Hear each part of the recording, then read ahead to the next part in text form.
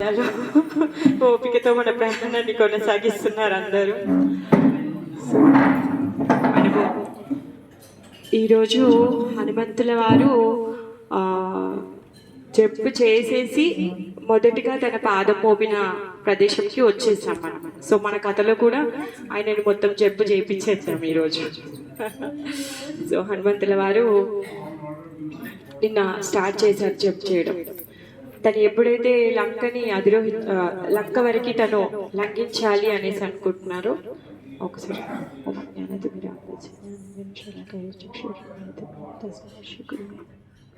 రామాయ రామభద్రాయ రామచంద్రాయ వేదసే రఘునాథాయ నాథాయ సీతాయ పతయే నమః. దక్షిణో లక్ష్మణో యస్య వామే చ జనకాత్మజో పురతో మారుతిర్యస్య తమహం వందే శ్రీ రఘునందనం. श्री गुरुदेव की जय, श्री प्रभुपाद की जय, रामायणाనికి జై.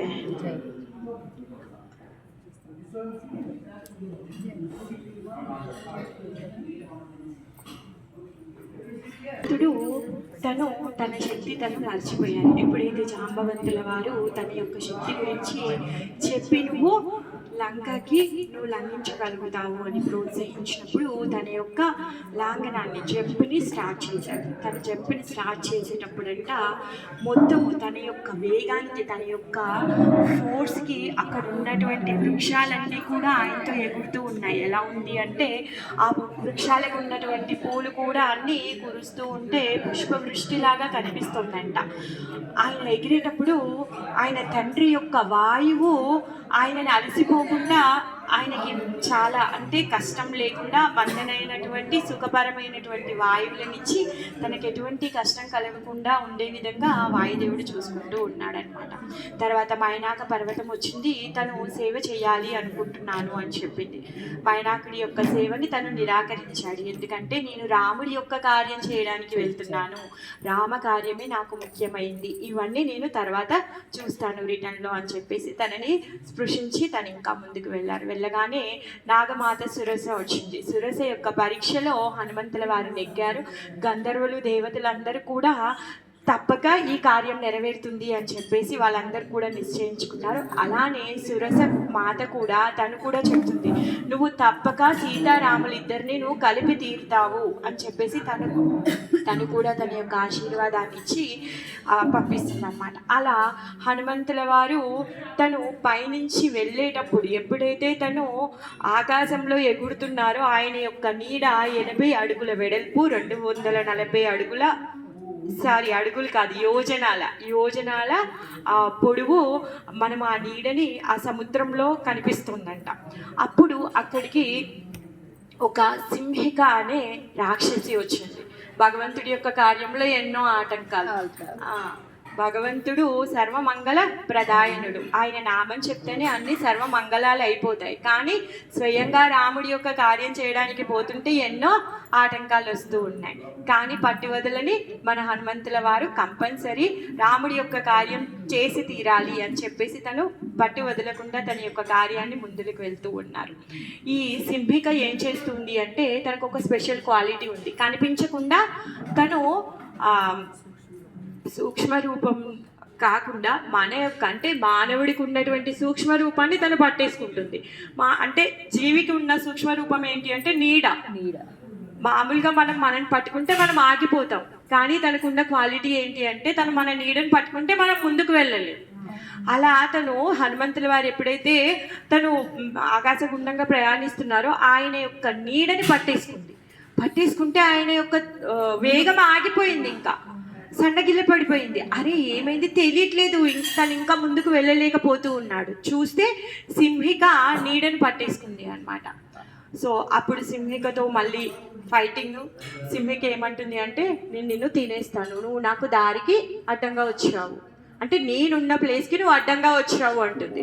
హనుమంతుల వారేమో కాదు, నువ్వు నాకు దారికి అడ్డంలో ఉన్నావు, నా కార్యానికి నువ్వు అడ్డంగా ఉన్నావు అనేసి చెప్తుంది. నేను నిన్ను తినేస్తాను అనేసి అంటుంది. ఎందుకంటే చాలా బాగున్నావు, నువ్వు ఇంత పెద్ద ఫుడ్ నాకు దొరికితే నేను హ్యాపీ ఫీల్ అవుతాను. సో అందుకని చెప్పేసి నేను నిన్ను వదిలే పరిస్థితే లేదు, నేను ఎట్టకేలకు నేను నిన్ను తినేస్తాను అనేసి అంటుందన్నమాట. ఆ విధంగా తను కూడా తన యొక్క శరీరాన్ని చాలా పెద్దగా పెంచేస్తుంది అనమాట. ఎందుకంటే ఆ హనుమంతుడి యొక్క శరీరం చాలా పెద్దగా ఉంది కాబట్టి, మింగేయాలి కాబట్టి తన యొక్క శరీరాన్ని చాలా పెద్దగా చేసేస్తుంది. అయితే హనుమంతుల వారు అంటారు, నీకు ఆహారం కావాలంటే నువ్వు వేచి ఉండి ఇక్కడే, నేను నా స్వామి యొక్క కార్యానికి వెళ్తున్నాను, నేను తప్పకుండా వచ్చి నీకు ఆహారంగా నేను వస్తాను అని చెప్తారు. ఇంత బాగా చెప్తే, ఇంత ఆఫర్ ఇస్తే కూడా పాపం తను తీసుకోలేదు. అలా కాదు, నేను వదిలేస్తే నాకు మళ్ళీ ఇంత మంచి ఫుడ్ దొరుకుతుందా, దొరకదు, నువ్వేమైనా నిజం చెప్తావు, నువ్వు వానరుడివి, నీ మాట నేను ఎలా నమ్ముతాను, స్థిమితంగా ఉండవు కదా.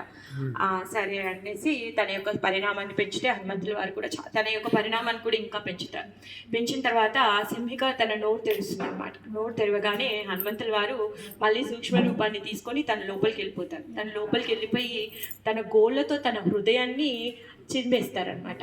హృదయాన్ని నలిపేసి తనని చంపేస్తారు. ఆ విధంగా తను చనిపోతుంది, సింహిక చనిపోతుంది. సో ఎప్పుడైతే సింహిక చనిపోయిందో రావణాసురుడికి కౌంట్ డౌన్ స్టార్ట్ అయింది.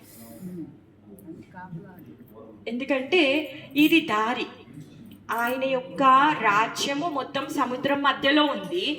ఆ సముద్రంలో ఉండి రక్షించేటటువంటిది ఈ సింహిక. సముద్ర మార్గంలో అంటే సముద్రంలో నీళ్ళల్లో కావచ్చు, మొత్తం అడుగు భాగంలో నుంచి కావచ్చు, ఆకాశంలో నుంచి కావచ్చు, ఎవరు కూడా ఆయన యొక్క రాజ్యానికి ప్రవేశించకుండా కాపాడేటటువంటిది ఈ సింహిక. సో ఆమె చనిపోయింది అంటే రావణాసురుడికి కౌంట్ డౌన్ స్టార్ట్ అయింది. సో మళ్ళీ ఇంకా గంధర్వులకి దేవతలకి ఇప్పుడు మొత్తం కాన్ఫిడెన్స్ వచ్చేసింది, సీతారాములు కలుస్తారు, ఈ రామాయణం ఫలించబోతోంది. ఎందుకు ఎప్పుడెప్పుడు అధర్మము పెరుగుతుందో అప్పుడప్పుడు భగవంతుడు తను అవతారం తీసుకుంటాను అని చెప్పారు. తన అవతారం తీసుకొని ఏం చేస్తారు? ఓన్లీ రాక్షసులను మాత్రమే చంపుతారా? కాదు, భక్తులని రక్షిస్తారు. ఇంకా ఆయన మనకి నడవడికని, మన యొక్క ధర్మాన్ని ఎలా చెయ్యాలి, మనకి రోల్ మోడల్గా అతను. ఇప్పుడు రావణాసురుని చంపాలి అంటే ఇక్కడికి రావాలా రాముడు వేషం వేసుకొని, ఆ అడవిలో ఉండాలా, అమ్మను వదిలిపెట్టి ఇంతగా కష్టపడాలా, అక్కడే వైకుంఠంలో కూర్చొని చిటికేస్తే సరిపోదా రావణాసురుడికి హార్ట్ అటాక్ రావడానికి? 10 తలలు ఉంటేంటి, 100 తలలు ఉంటేంటి, అవునా కదా? ఎందుకు రాముడు సాక్షాత్ శ్రీరాముడు ఇక్కడికి వచ్చి సామాన్యమైన జీవితాన్ని, వైకుంఠ సుఖాలన్నీ వదిలిపెట్టి తన యొక్క లీలల్ని ఎందుకు చెయ్యాలి, మానుష్య రూపంలో లీలల్ని ఎందుకు చెయ్యాలి అంటే మన యొక్క ధర్మాన్ని మనకి బోధించడం కోసం. ఎందుకంటే మనం చాలా అట్రాక్టివ్గా ఉన్నాం కదా, సో అటు ఇటు మన మనసు పరిగెత్తుతూ ఉంటుంది. అందుకే రామ అంటే సర్వ ఆకర్షణ. చూసారా, నాకు పెద్దగా రామాయణం రాదు, మీరందరూ బాగా చదువుకున్నారు, అయినా కానీ నేను చెప్తే మీరు వింటున్నారు. ఎందుకు అంటే రాముడి దగ్గర ఉన్నటువంటి ఆకర్షణ అది. రాముడు సినిమా బ్లాక్ అండ్ వైట్ లో వచ్చింది, ఇష్టమైన కలర్ లో వచ్చింది, తర్వాత కలర్ లో కూడా వచ్చింది, కార్టూన్ లో కూడా వచ్చింది. కానీ రాముడు సినిమా అందరు మళ్ళీ చూస్తారు, అవునా? ఎప్పుడూ హిట్. ఎందుకంటే రాముడి దగ్గర ఉన్నటువంటి అట్రాక్షన్ అది, రాముడిలో ఉన్నటువంటి ఆకర్షణ. రామ అంటేనే ఆకర్షించడం. రాముడు ఏం చేస్తున్నాడు? ప్రతి ఒక్కరిని కూడా తన వైపు ఆకర్షిస్తున్నాడు అనమాట. ఆ విధంగా తన యొక్క ప్రవర్తన ద్వారా మనల్ని అందరినీ కూడా తన వైపు ఆకర్షిస్తూ ఉన్నారనమాట. సో హనుమంతుల వారు ఎప్పుడైతే సింహికని చంపేశాడో, తను చనిపోయిన తర్వాత పైనుంచి గంధర్వులు, దేవతలు, తర్వాత దుందుబులు మ్రోగిస్తున్నారు, పాటలు పాడుతున్నారు, జయకారాలు చేస్తూ ఉన్నారు.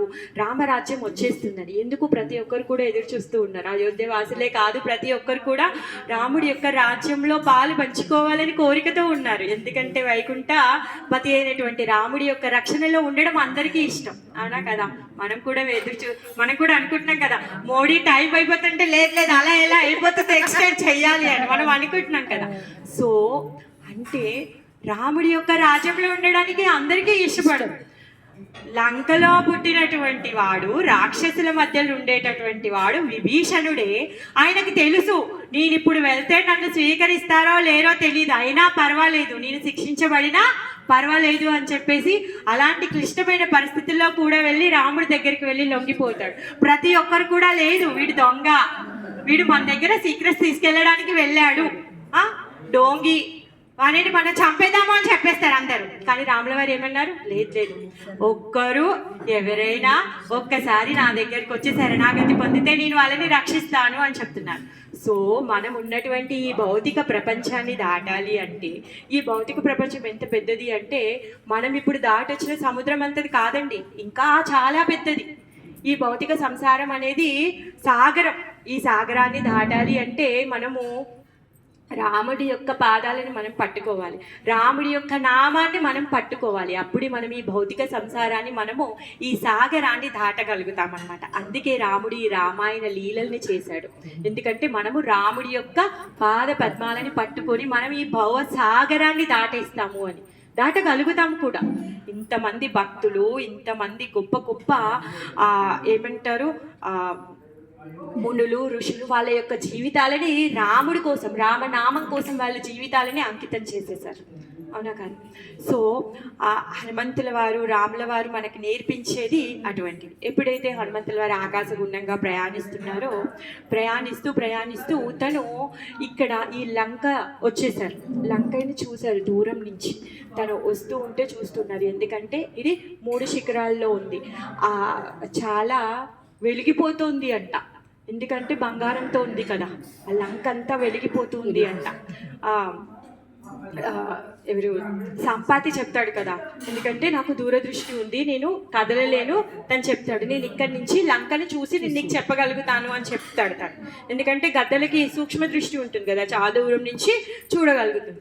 ఆ సంపాతి ఏమంటుంది, అక్కడ స్వర్ణలంక ఉంది, అక్కడే సీతమ్మ జాడ నీకు దొరుకుతుంది, నువ్వు వెళ్ళు అని చెప్తాను కదా. సో అప్పుడు హనుమంతుడికి ఎప్పుడైతే ఆ సంపాతి చెప్పినట్టుగా అక్కడ పరిసరాలన్నీ కనిపించడం మొదలు పెట్టగానే హనుమంతుల వారికి సంతోషం వస్తుంది అనమాట.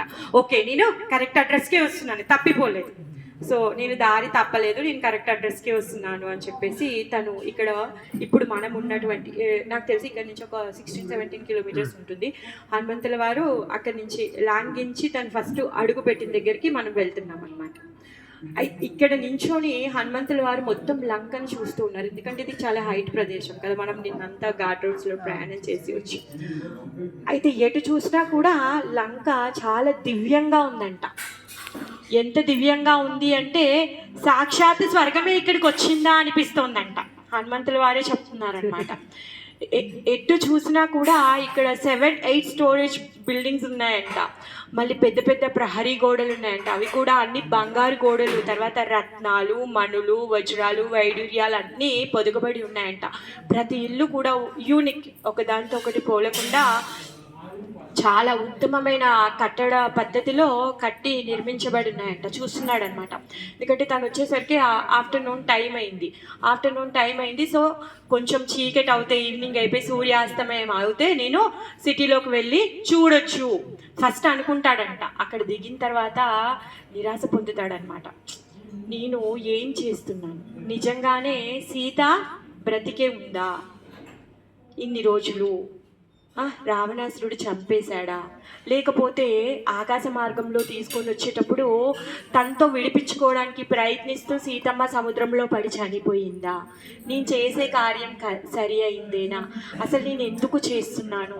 రాముడేమో అలా విలపిస్తున్నాడు, ఏం చేస్తాను? అంత దూరం ప్రయాణం చేసి వచ్చిన తర్వాత హనుమంతుల వారు అనుకుంటారంట, ఇక్కడికి నలుడికి, నీలుడికి, అంగదుడికి, మిగిలిన వానర సేనులు, సుగ్రీవ, రాముడికి, లక్ష్మణుడికి రావడం సాధ్యమవుతుందా? ఇక్కడికి వచ్చి ఎలా యుద్ధం చేస్తాము?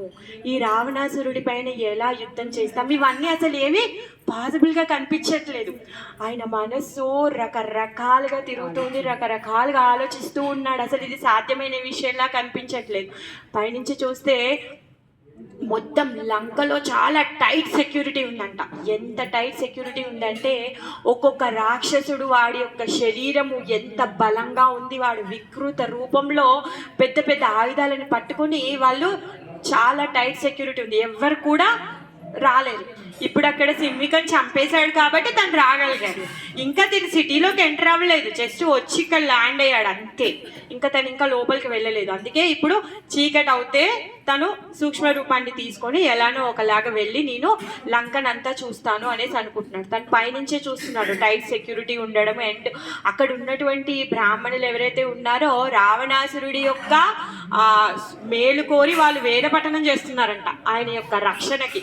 ఎంత సూపర్ డూపర్ దొంగ అంటే ఆయనకి తెలుసు ఆయన చేసింది చెడ్డ పని, సో నా పుణ్యం కాస్త అయిపోతుంది, అందుకని చెప్పేసి పుణ్యాత్ములైన వాళ్ళతో కీర్తింప చేసుకుంటే నాకు కొంచెమన్నా రక్షణ కలుగుతుంది, ఆశీర్వాదాలు, పెద్దల ఆశీర్వాదాలు ఉండాలి అనేసి అంటాం కదా.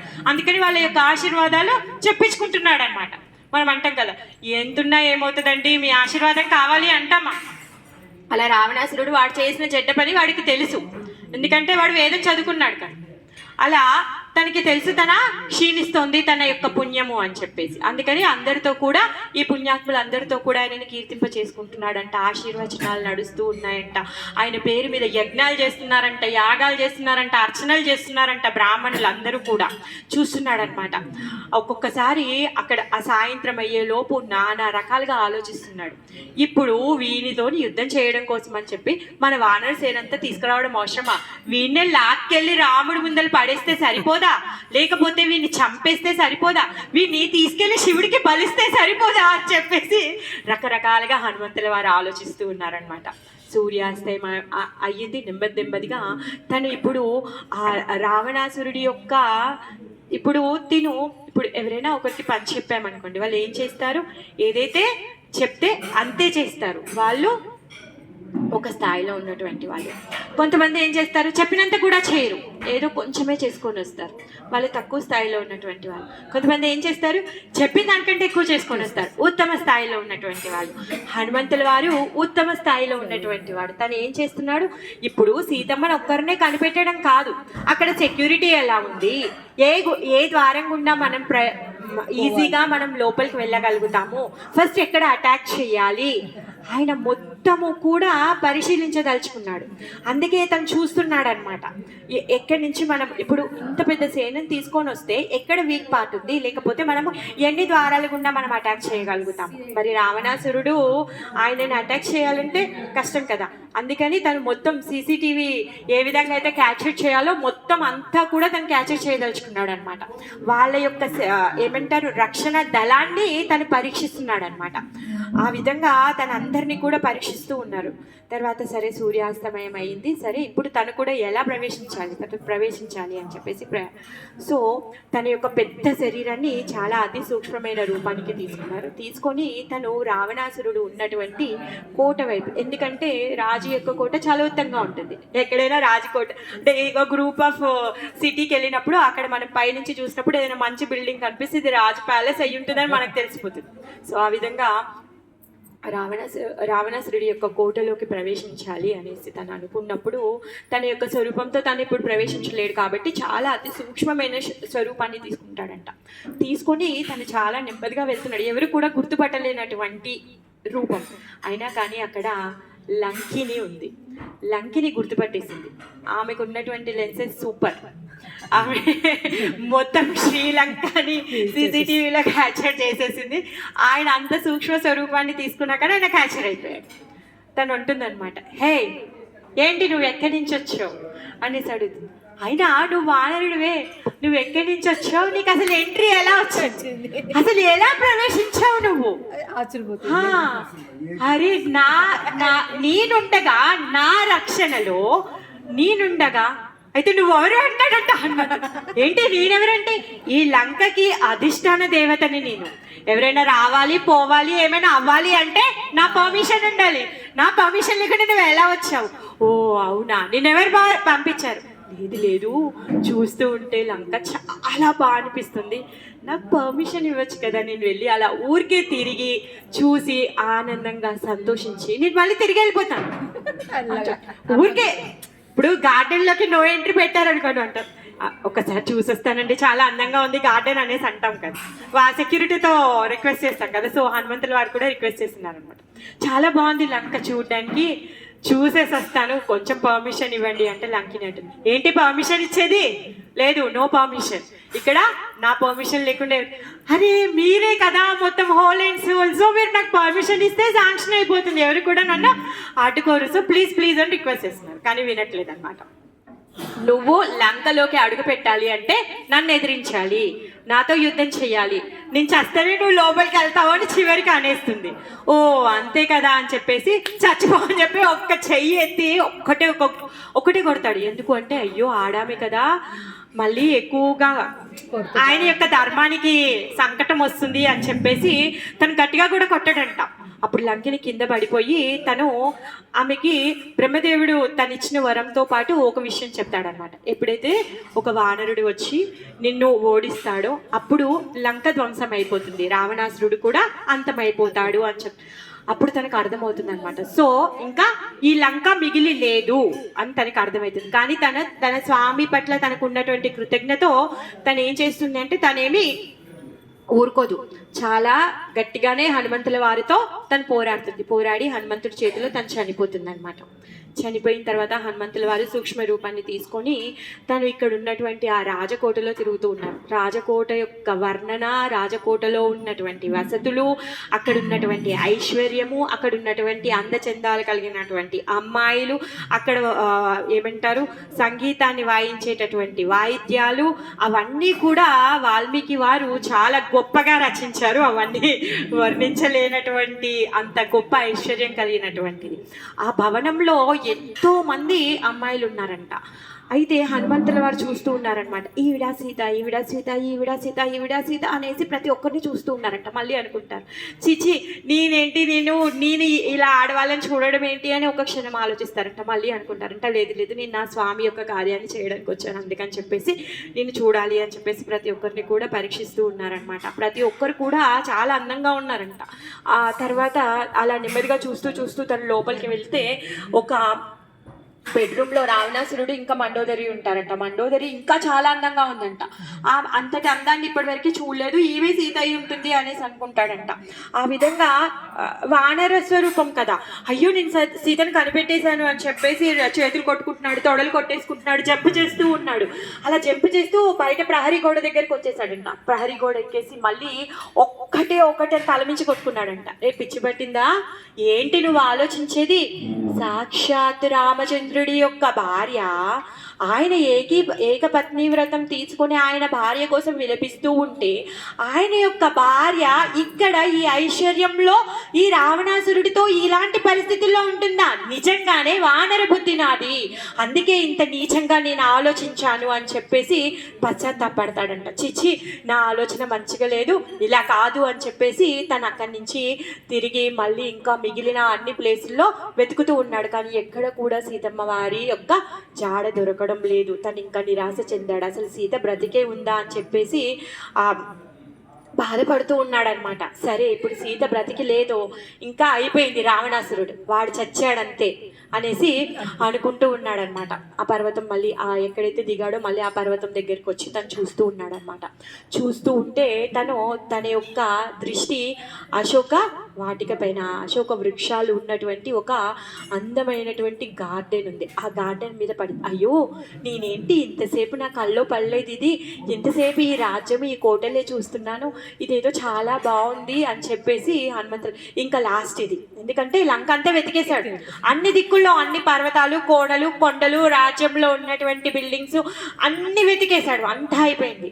ఇంకా మిగిలిందల్లా ఇది ఒక్క గార్డెన్ ఒకటే ఉంది, ఈ వనం ఒక్కటే ఉంది. ఈ వనంలో నేను చూస్తాను చివరాఖరికి ఇది ఒకటేనా అని చెప్పేసి ఆ వనం దగ్గరికి వెళ్తాడంట. ఆ వనంలో యొక్క పరిస్థితులు, అక్కడ ఉన్నటువంటి వాతావరణము చాలా దివ్యంగా ఉంటుందంట. అక్కడ ఒక వాటర్ ఫాల్ ఉంది, ఒక చిన్న గుడి ఉంది, తర్వాత అక్కడ చాలా పెద్ద పెద్ద అశోక వృక్షాలు ఉన్నాయి. అక్కడ కూడా వికార రూపం కలిగినటువంటి రాక్షసులు చాలా మంది ఉన్నారంట, ఆడ రాక్షసులు ఉన్నారంట. వాళ్ళు ఎలా ఉన్నారంటే చాలా భయంకరంగా ఉన్నారు. ఒక్కొక్కరికి తలనే లేదంట, తలే ముక్కుగా ఉందంట. ఒక్కొక్కరికి కళ్ళు లేవంట, ఒకటే కన్ను మొత్తం తలగా ఉందంట. ఒక్కొక్కరి ఆ దవడలు మొత్తం ఇలా దిగజారిపోయి ఇంత కిందికి ఏలాడుతూ ఉన్నాయంట. ఒకరికి 2 కళ్ళు ఉన్నాయంట, ఒకరికి 10 కళ్ళు ఉన్నాయంట, ఒకరికి వల్లంతా కళ్ళు ఉన్నాయంట, ఒకరికి అసలు తలకాయ లేదు, కాళ్ళు లేవు, చేతులు లేవు, ఒక మాంసపు ముద్దలా ఉన్నారంట. వాళ్ళందరినీ చూస్తే ఎంత అసహ్యంగా భయానకంగా ఉన్నారంట. మళ్ళీ వాళ్ళందరూ కూడా ఎలా ఉన్నారంటే రక్త మాంసాలు పీక్కొని తిని ఉంటే అంత రక్తము మాంసం అంటుకొని ఎలా అయితే ఉంటారో అంత అసహ్యంగా ఉన్నారంట. అయితే చూడడానికి ఇంత వికృతంగా ఉన్నారు. సరే చూద్దాం, ఒకసారి ఇక్కడ వేచి ఉందాము అని చెప్పేసి హనుమంతుల వారు అక్కడ కనిపించకుండా ఒక చెట్టు వెనక నించొని తను చూస్తూ ఉన్నారనమాట. ఇక్కడ ఒకవేళ సీతమ్మ వారు ఉంటే, ఎందుకంటే ఇక్కడ నది ప్రవహిస్తుంది, తను పొద్దున్నే వచ్చి తన స్నానం చేయడానికి తను ఇక్కడికి వస్తారు, సో నేను సీతమ్మ వారి యొక్క దర్శనం చేసుకోగలుగుతాను అని చెప్పేసి తను ఆ విధంగా ఆలోచించి తను చూస్తున్నారు. ఇంకా అప్పుడే తెల్లారుజాము అవ్వబోతుంది అనమాట. తెల్లారుతోంది. అప్పుడే రావణాసురుడికి మేలుకు వచ్చేసింది. అక్కడికి వెళ్ళిన వాళ్ళు వంది మాగదులు అందరూ కూడా వెళ్ళి రావణాసురుడి యొక్క గొప్ప కార్యాలు, చెడ్డ కార్యాలన్నీ కీర్తించి ఆయనని మేలుకొల్పారు. దుందుమి దండోరాలన్నింటినీ తీసుకొని ఆయన మేలుకొల్పారు. వాడు సిగ్గరైన వాడు పొద్దున్న బ్రష్ కూడా చేసుకోకుండా వచ్చేస్తున్నాడు. పాపం స్వామి వెళ్తున్నాడు కదా, ఆయనతో పాటు భార్యలు కూడా అలానే వచ్చేస్తూ ఉన్నారు. ఫుల్ టైట్ సెక్యూరిటీతో అశోకవనానికి వచ్చారనమాట. పైన హనుమంతుల వారు చూస్తూ ఉన్నారనమాట. ఆయన అక్కడి నుంచి వస్తున్నారు. అయితే ఆ అశోకవనం మొదల్లో అరుగు మీద కూర్చున్నటువంటి ఆ శ్రీ కాషాయపు రంగు వస్త్రం ధరించి ఉంది. తను ఎలా ఉంది అంటే, తను గత కొన్ని రోజుల నుంచి తినకుండా తన శరీరము జీర్ణించిపోయి ఉంది. తను ఏడుస్తూ ఉంది. తను చాలా అనంతమైనటువంటి దుఃఖంలో పడి ఉంది. ఆమె శరీరం అంతా పాలిపోయి ఉంది. ఆమె ఏమంటారు హెయిర్స్, తర్వాత స్కిన్, ప్రతి ఒక్కటి కూడా క్షీణించి జీర్ణమైపోయి ఉందన్నమాట. అలాంటి దుస్థితిలో ఉన్నటువంటి సీతని చూశాడనమాట. ఎప్పుడైతే ఆమెను చూశాడో అప్పుడు నిశ్చయించుకున్నాడు, ఈమె నా స్వామి యొక్క పత్ని, ఈమె సీత, ఈమె శ్రీమతి సీత అనేసి తను నిశ్చయించుకున్నాడు. ఎప్పుడైతే హనుమంతుల వారు సీతమ్మ వారి యొక్క దర్శనం చేసుకున్నారో అప్పుడు తన యొక్క హృదయము పులకించిందంట. ఎందుకు అంటే, ఇప్పుడు ఎవరో భార్య అండి, ఎవరో ఎత్తుకుపోయారు. ఆవిడను వెతకడం కోసం గాను 1000 యోజనాలు తను జంపు చేసి వస్తున్నాడు. అవునా కాదా? అప్పుడు అనుకుంటాడంట హనుమంతుడు, నేను పడినటువంటి కష్టం ఏదైతే ఉందో అది అసలు పనికిమాలింది, అంటే కొంచెం కూడా కష్టం కాదు.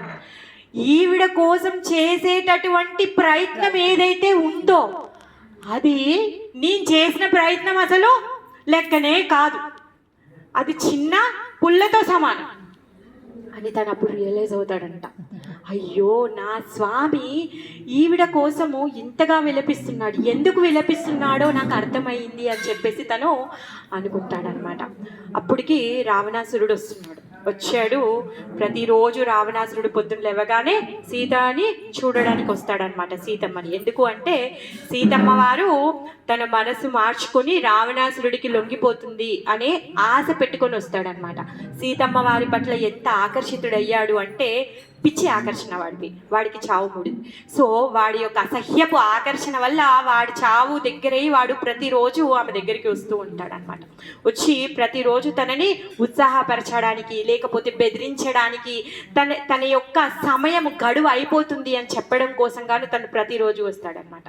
అయితే హనుమంతుల వారు చూస్తూ ఉన్నారు. ఎప్పుడైతే రావణాసురుడు అక్కడికి వచ్చాడో సీతమ్మ ఒక చిన్న గడ్డి పోచని తీసి మధ్యలో పెడుతుందంట. రావణాసురుడుకి ఇంకా తనకి మధ్యలో పెట్టేసి తన ముఖాన్ని తిప్పి అటువైపు కూర్చుంటుందన్నమాట. అప్పుడు రావణాసురుడు మాట్లాడుతూ ఉంటాడు. ఏంటి అంటే, రావణాసురుడు తనకి గడ్డిపోచతో సమానం. ఆయన ఏం చెప్తున్నాడు, నాకున్నటువంటి ఐశ్వర్యం ఎంత ఐశ్వర్యం అంటే, నువ్వు అంటే చాలు మొత్తం ఐశ్వర్యం అంతా కూడా నీ తండ్రి జనక మహారాజుకి రాజిచ్చేస్తాను నేను. నాకు ఇప్పుడు అందరిలో ఉత్తమమైనటువంటి పట్టపురాణి మండోదరి ఎవరైతే ఉన్నారో తనని నీకు దాసిగా చేస్తాను. నీకు అనంతమైనటువంటి ఐశ్వర్యాన్ని, సుఖాన్ని అన్ని నేను నీకు అందింపచేస్తాను. నీకు ఇంత టెక్కెందుకు? ఆ రాముడికి ఏముంది? అసలు రాముడు బ్రతికున్నాడు అనుకుంటున్నావా నువ్వు? వాడు చనిపోయి ఉంటాడు. అడవిలో ఏ సింహమో ఏ గద్దో ఇప్పటికి చంపేసి ఉంటుంది. రాముడు బ్రతికున్నాడని అనుకుంటున్నావు వెర్రిదానా, రాముడు నీ కోసం వస్తాడని అనుకుంటున్నావు. నువ్వు వేస్ట్గా వృధాగా నువ్వు ఆశ పెట్టుకొని ఉన్నావు. రాముడు చనిపోయి ఉంటాడు అనేసి తనని భయపెట్టించడము, తనకి బెదిరించడము తను చేస్తూ ఉన్నాడనమాట. అయితే తను ఎందుకు ఈ ప్రదేశంలో ఉంచాడు అంటే తను ఎందుకంటే ఇక్కడ కంఫర్ట్ జోన్ కాదు కదా, ఇక్కడ మనకు తెలుస్తుంది కదా, ఇంత ఎత్తు ప్రదేశంలో చలి ఎక్కువగా ఉంటుంది, ఏ దిక్కు లేకుండా సీత లొంగిపోతుంది అని చెప్పేసి, చలి ఎక్కువైపోయో భయం ఎక్కువైపోయో ఆ విధంగా సీత నాకు లొంగిపోతుంది అని చెప్పేసి ఇలాంటి పరిస్థితుల్లో ఉంచాలి అని చెప్పేసి సీతమ్మ వారిని ఇక్కడ ఈ పర్వతం పైన ఈ అశోకవనంలో తను ఉంచాడనమాట.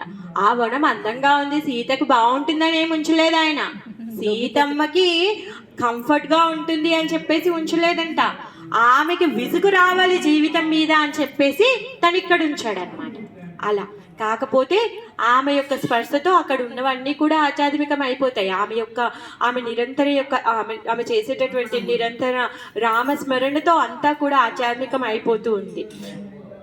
అయితే తను చెప్తుంది అనమాట, నా స్వామి యొక్క కాలు వేలు గోటికి కూడా నువ్వు గుర కావు, నువ్వు నా రాముడి యొక్క గొప్పతనము నీకు అసలు తెలియనే తెలియదు, ఆయన హృదయంలో ఉన్నటువంటి కరుణ గురించి నీకు అసలు తెలియనే తెలియదు అనేసి చెప్తుంది. నువ్వు ఇప్పుడు కూడా నువ్వు రాముడికి లొంగిపోవచ్చు, తను నిన్ను క్షమించేస్తాడు, అంత గొప్పవాడు నా స్వామి అనేది తను చెప్పుతుంది. కానీ తనకి మందబుద్ధి కదా, అర్థం అవ్వదు.